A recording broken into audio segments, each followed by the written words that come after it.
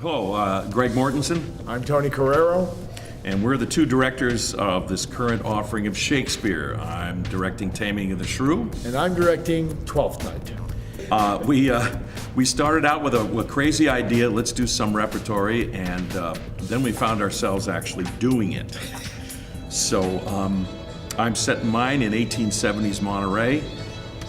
I am setting mine in the 1980s. There really are reasons for this. The whole point of trying to do this gigantic project was that our auditorium is going to shut down for a while. And we thought, why not go out with a bang? Why not give the students and our audience a real great opportunity to work on Shakespeare and see Shakespeare? One of the things that I always like to do is find a way, particularly with students who are just learning how to do Shakespeare, is make it a little bit more accessible to them. So we use all of Shakespeare's language, but we set it in a different time. And for Twelfth Night, which had a lot to do with fluid gender identity, shall I say, the 1980s just seemed like the perfect opportunity for me because, well, for one thing, we lost all those great musicians in the last year or two. We've lost Bowie, we've lost Prince, we've lost Michael Jackson. And that was a time when music and the whole look of that period was very gender fluid. And Twelfth Night has a lot to do with that.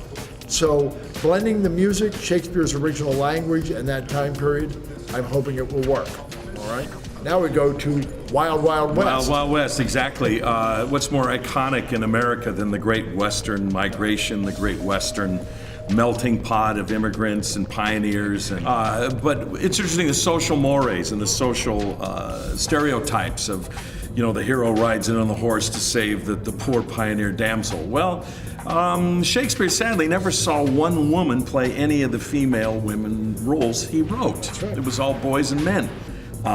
We've chosen that as sort of an attack of Tony's in the 80s, of course, and Mime in the Wild West, because it's a great device you can use with Shakespeare that some of the plays really lend themselves to a different place and time, because the language is so strong and the story is so strong.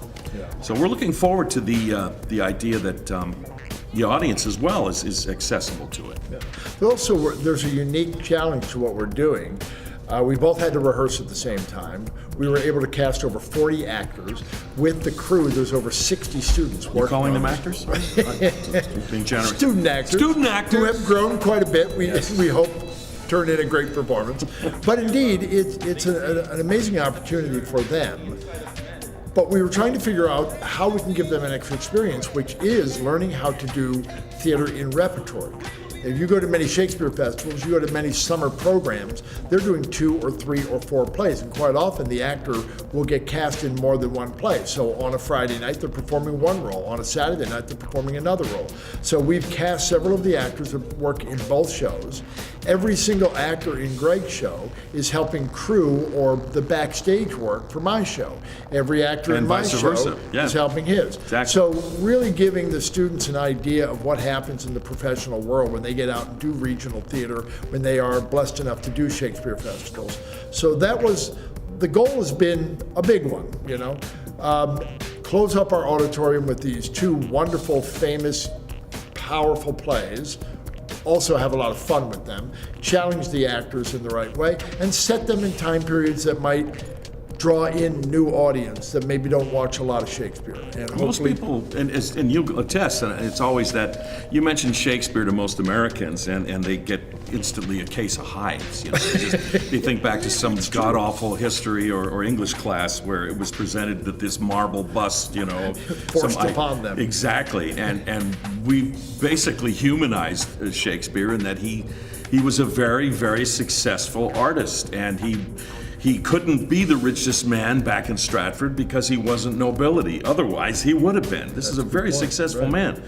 And to celebrate this with you know, Shakespeare, if you want to read it, fine, but it needs to be seen. It needs to be performed. And that's the beauty of it. And so far, so good. A lot of our colleagues in the English department and such are on board and want to share, you know, make sure their students get the experience. And we're doing one other thing that's kind of unique to us and our program from other colleges. Is most colleges, and ourselves included, when we do one play, we run it usually for 2 weekends. We're running these plays opposite or alternate evenings for an entire month. So that's another opportunity the students will get to learn how to keep a character, develop a character, and stay with it for a long period of time. So Sustain. indeed, we open, Shrew opens on March 9th, is that correct? Thursday, March 9th. And 12th Night opens on Friday, March 10th. And then Saturday we do 2 shows, Sunday we do a matinee. The next week we flip them. I'll do 12th Night on Thursday, Greg will do Shrew on Friday. And so the students will do 5 performances each weekend for 4 weeks. And that's a nice challenge for them. And we will be performing through the actual Ides of March. That's right. So we will be embracing that as well. I would have killed for an opportunity like this at their age, as I'm sure Tony would as well. I agree. And the beauty of true repertory is if one night you may be playing Mark Antony, the next night you've got 3 lines consisting Spear of carrier number 7. right, Mo biscuits, sir, and that's it. Take your bow. So we're hoping that they gain that and get the perspective. So.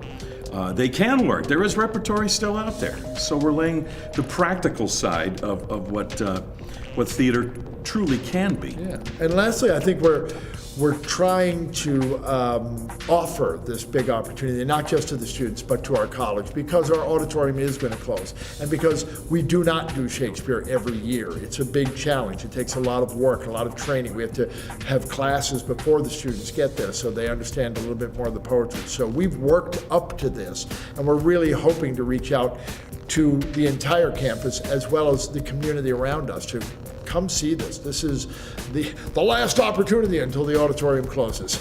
Right. And Tony and I have jokingly said that the grand opening of the auditorium will probably coincide with the same ribbon cutting at our retirement party. As we know, the gears of the gods turn slow, but If we're not hoping. my epitaph, we finished. Exactly, we finished. We went out with Shakespeare. The comedic element is right on the edge, and it's just a great night out. There's a lot of elements of this that are very audience inclusive. They're not just watching something like a fly on a wall per se. They're part of it, and that's the beauty of this kind of Shakespeare. Really part of it. We have, I have a couple of actors who will be getting in the audience with you. You too. Yes, we have gamblers and soiled doves and we have samurai. We have a samurai immigrant. It's crazy, and we also have a lot of 6 shooters and bang zoom and all kinds of Western stuff. So we have the Taming of the Shrew opening up on March 9th, 7:30 p.m., right here in our beautiful auditorium. 12th Night opening up on March 10th at the exact same time. Our matinees are at 2 p.m. and all of our evening shows are at 7:30, and we will run from March 9th to April 2nd. 4 weekends, 5 shows a week, 20 opportunities to see fantastic Shakespeare. And did you say 7:30? I did say 7:30? 7:30. We're trying to reinvent the time. 7:30. Get people home early. Right. So. One last thing. We have trimmed the shows down, so don't worry, it's not a 3.5 hour experience. No. 2 hours in yes. and out. And for those of you who wish to show up with your complete works, you're going to be completely baffled. Yes. There are entire scenes that have been trimmed, so just watch Compressed. the show. Right, That's compressed. I like that. All right, thank you. Thank you.